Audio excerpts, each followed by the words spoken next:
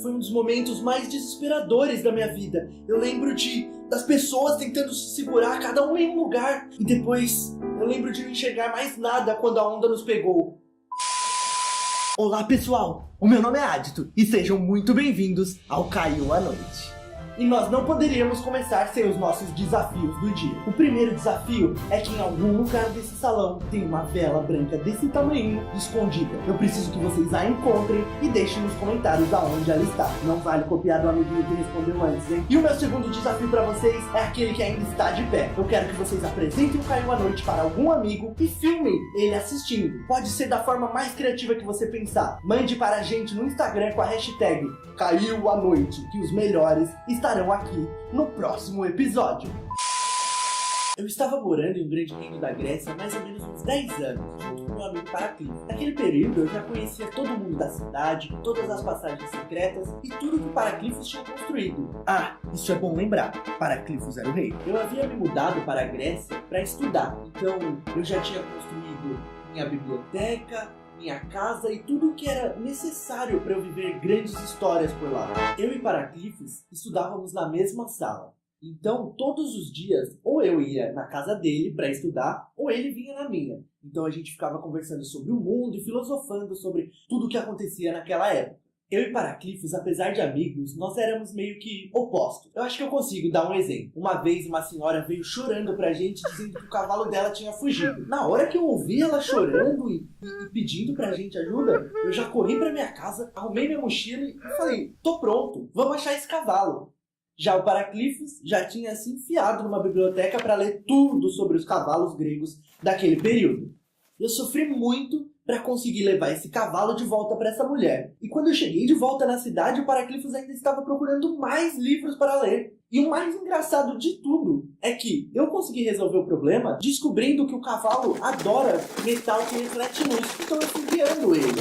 E essa informação estava no segundo livro que Paraclifos tinha lido. E mesmo assim ele não se sentia preparado. Paraclifos sempre foi assim. Ele sempre estudava tanto que ele esquecia de fazer. E o pior, ele ficava falando pra mim que eu era muito impulsivo, que eu não me preparava para as coisas. Fora isso, nós não brigávamos muito. Mas voltando para a história, era tudo bem calmo por lá. Os passarinhos cantavam alegremente, os cavalos corriam pelos campos, as pessoas conversavam felizes. Até que um dia, em uma manhã bem gelada, eu e Paraclifos estávamos conversando na grande sala real. Eu acho que o assunto era sobre filosofia, porque era basicamente isso que a gente conversava. Quando, de repente... Senhor Paraclifos! Senhor Paraclifos! Entrou um pescador desesperado pela porta principal. Obviamente, eu e Paraclifos nos assustamos. Então Túticos nos explicou o que estava acontecendo. Naquela mesma manhã, uma embarcação comandada por Túticos estava fazendo a pesca semanal de peixes-água. Estava tudo indo muito bem. Eles já tinham pego uma centena de peixes. Só que quando Túticos estava arrumando a rede, algo muito bizarro aconteceu. Trateus, um dos tripulantes, começou a gritar. Todos se assustaram no barco. Trateus estava lá, olhando para o mar, imóvel. Então Túticos gritou, vá ajudá-lo, Mitrandor! Mitrandor era o outro tripulante da navegação. Ele correu até Trateus, mas quando ele colocou a mão no seu ombro, o seu corpo travou. Ele também começou a gritar e olhar fixamente para o mar. E apenas 3 segundos depois, um braço de água puxou os dois para as profundezas do oceano. Mas no momento que eles tocaram na água, todo o mar começou a brilhar. Logo Túticos instruiu seus homens para que eles não olhassem para o mar. Então, uma rajada de vento muito forte começou a carregar o barco até a costa.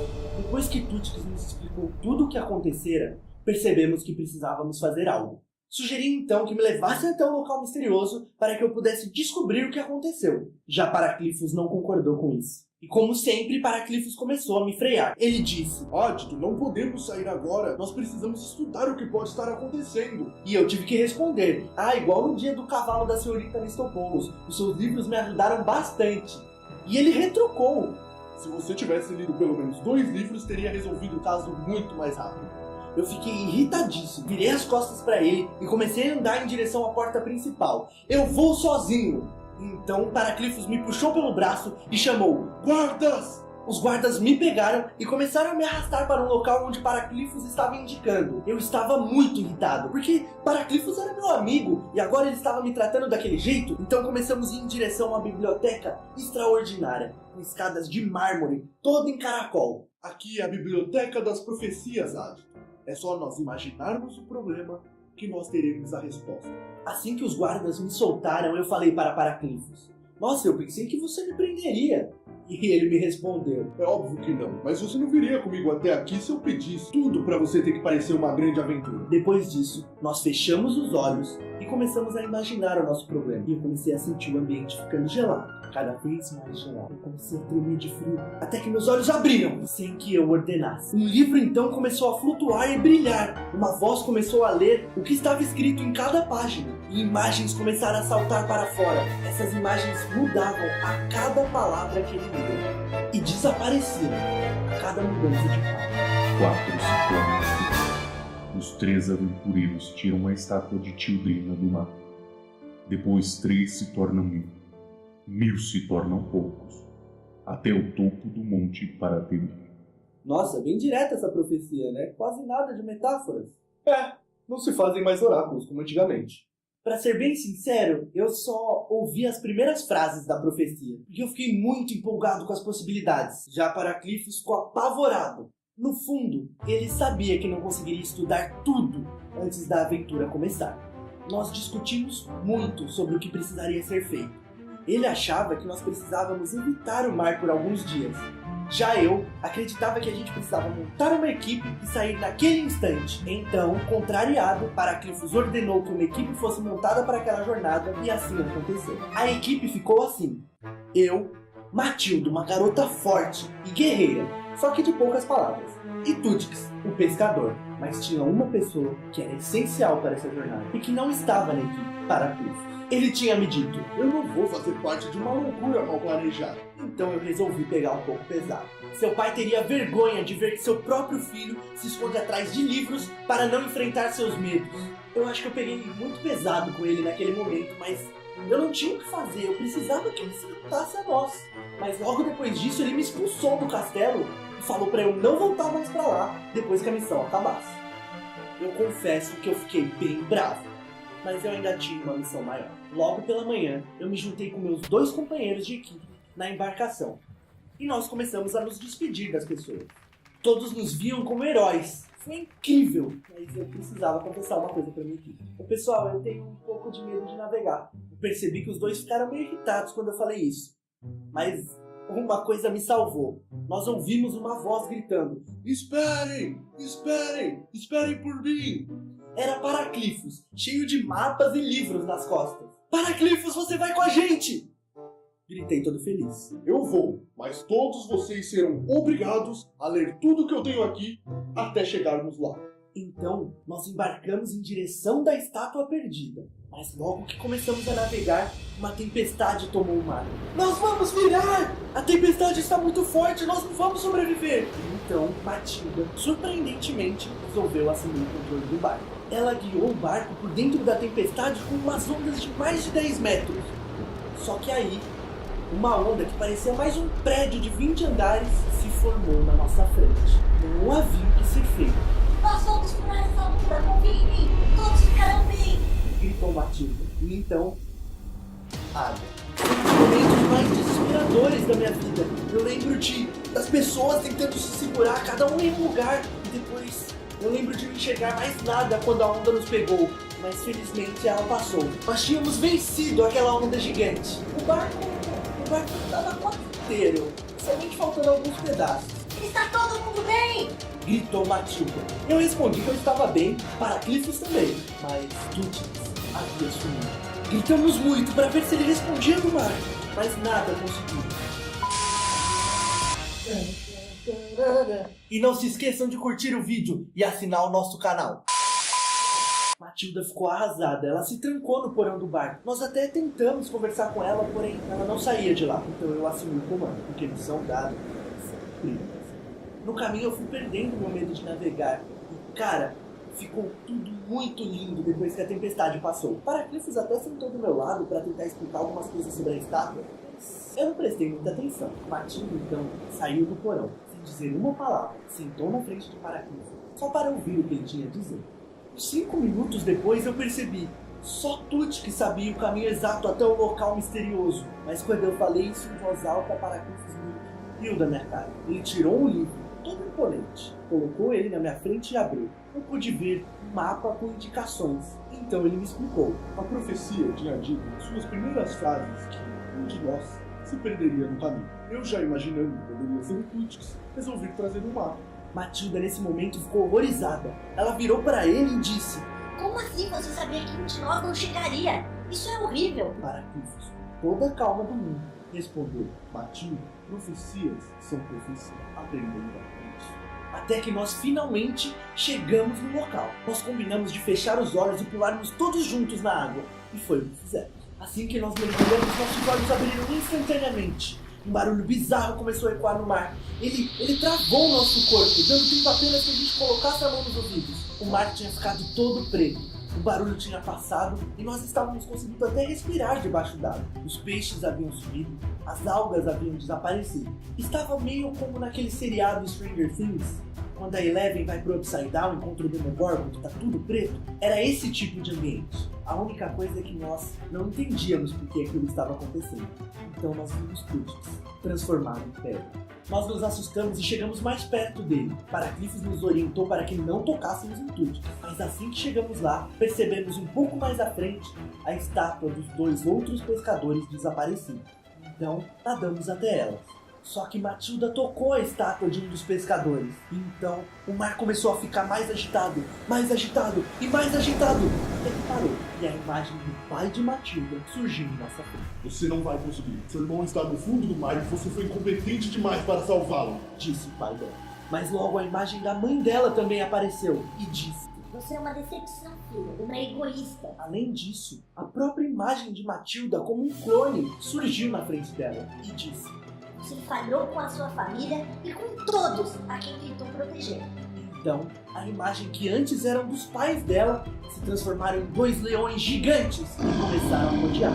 Até aquele momento eu não sabia, mas os leões eram o maior medo de Matilda. Ela ficou paralisada, mas nós nem conseguimos ajudá-la, pois havia chegado a nossa vez. Paraclifos viu ele mesmo sendo retirado do reino por seus súditos, por ter falhado como um governante. E eu vi algo assombroso. Eu me vi sozinho no mundo, preso em uma jaula, sem poder sair. Nós não tínhamos esperança nenhuma de conseguir escapar daquilo. Só que aí, Paraclifos imaginou uma grande espada e começou a cortar os medos dele no meio. E mesmo sem falar, eu entendi o que ele quis dizer quando olhou nos meus olhos. Eu só precisava vencer usando a imaginação. Imaginei então uma katana e comecei a cortar as grades da prisão. E logo depois disso comecei a imaginar paisagens lindas e as pessoas que eu amava. Mas Matilda resolveu de uma outra forma. Ela transformou os leões, aqueles leões gigantes que eu tinha falado, em pequenos gatinhos, usando apenas isso aqui. Então tudo voltou ao normal. O mar voltou a ser azul escuro, os peixes e as algas reapareceram. E o mais estranho, uma estátua gigante de uma mulher começou a brilhar no fundo do mar. Nós nadamos até ela e quando chegamos bem perto, nós conseguimos ver que tinha um botãozinho de metal perto do pé. Nele estava escrito Tildrina, que era o nome da deusa daquela estátua. E gente, eu tava na Grécia Antiga, não era comum ter botões de metais. Então, obviamente, eu apertei. E a única coisa que eu me lembro depois disso é de ter acordado na praia, ao lado de Paraclifos e Matilda, e junto da estátua de Tildrina e dos pescadores que foram transformados em pedra. Nós acordamos cuspindo água, sem saber direito o que tinha acontecido. E pra falar a verdade, até hoje, a gente não sabe direito o que houve. Alguns dizem que ondas de 20 metros nos levaram até a praia, e outros dizem que nós fomos transportados em instantes, como bruxaria. A primeira coisa que eu fiz foi olhar o botão no pé da estátua, mas ele não estava mais lá. Logo depois disso, os habitantes do reino levaram os pescadores transformados em pedra como patrimônio histórico daquele reino. Mas a missão não tinha acabado. Nós precisávamos levar a estátua de Tildrina até o topo da montanha. Os heróis mais fortes da Grécia estavam lá para nos ajudar. Nós pegamos a estátua e andamos por dias e dias, até chegar numa cidadezinha, no pé da montanha. Ela era habitada praticamente por artesãos, e nós resolvemos descansar um pouco. Colocamos então a estátua de pé, no meio da praça da cidade, e conseguimos alguns lugares para a gente dormir em alguns abrigos que tinham por lá. E finalmente, eu, Matilda e Paraclifos conseguimos conversar. Paraclifos, os seus livros até que estão ajudando bastante. Eu tive que admitir. Ele agradeceu e disse algo que eu não esperava. Adito. Até que sair para uma aventura sem estar completamente pronto é bem legal. Então, Matilda começou a nos contar a sua história. Ela nos contou como foi perder o irmão no mar durante uma tempestade. E contou como ela fugiu porque não conseguia encarar mais seus pais. Ali eu percebi que nós finalmente nos tornamos amigos. E que a gente estava preparado para ter uma boa noite de sono. Mas essa noite nem foi tão tranquila assim. Eu juro pra vocês que eu acordei batendo meu nariz no teto. A cidade toda estava debaixo d'água, tudo inundado. A primeira coisa que eu fiz foi perguntar para Paraclifos o que estava acontecendo. Afinal, ele havia lido os pergaminhos. O que está acontecendo, Paraclifos? E ele me respondeu. Agora eu entendi a charada do pergaminho. Terra, movimento constante. Parada, seu antigo lar lhe busca. Aos céus, equilíbrio. Eu ainda não tinha entendido muito bem o que ele estava querendo dizer. Então ele me explicou. Nós não podemos deixar a estátua parada até que ela chegue no topo da montanha. Se pararmos, o mar vem atrás dela para levá-la para as profundezas do oceano. E com isso, acaba levando qualquer cidade que esteja em seu caminho. E aí eu pensei, se o mar já tinha chegado até a gente, significa que ele já tinha devastado alguma outra cidade. Nós precisávamos correr. E foi o que fizemos, mas estava muito difícil competir contra ele. Porque quando nós tentávamos puxar a estátua para a montanha, o mar puxava de volta para a profundeza. E não tem herói que seja mais forte que o mar. Em poucos minutos nós não teríamos mais energia nenhuma para vencer a força da água. Definitivamente precisávamos fazer algo. E rápido. Quebrei a estátua e joga os pedaços dela para cima da montanha. O primeiro que conseguir ganha um baú cheio de tesouros. Todos seguiram a ordem dele. Afinal, ele era o rei e já tinha lido mais livros que qualquer um sobre aquele assunto. Começamos a quebrar. Cada um foi pegando um pedacinho e o mar começou a ficar confuso, até se acalmando em alguns pontos. Usamos arcos e ferramentas tipo estilingue para jogar os pedaços para cima da montanha. Quando o primeiro pedaço atingiu o topo da montanha, o mar parou. Não recuou, mas parou. Tinha funcionado. A ideia de Paraclifos realmente funcionou. E agora era só achar um jeito de puxar o resto da estátua para cima da montanha. E nós encontramos esse jeito. Paraclifos, realmente seus livros sabem de tudo. Eu tive que admitir. Adito, não tinha nada disso nos livros. Eu só assumi os riscos, como você sempre me disse. Nós então arrancamos os 2 braços da estátua, subimos em cima dela e usamos esses braços de remo até chegar em um local seco. E depois disso, começamos a subir pedaço por pedaço até o topo. Demorou, mas funcionou. Os artesãos ficavam lá em cima, juntando os pedacinhos da estátua para que ela voltasse a ser magnífica como era antes. O último pedacinho da estátua foi colocado, um sopro de vento, que parecia ter vindo da própria estátua, foi empurrando o mar de volta ao lugar dele. Foi lindo ver a paisagem voltando ao normal. Todos nós estávamos muito felizes, até que um tremor tomou conta da Grécia. Rochas começaram a despencar da montanha que ele indicava. E lá no fundo, bem no horizonte, no meio do mar, uma ilha do tamanho de um continente surgiu. E sabe o que era mais estranho? Naquela ilha já existiam prédios, coisas voadoras e um monte de tecnologia que vocês ainda nem ouviram falar.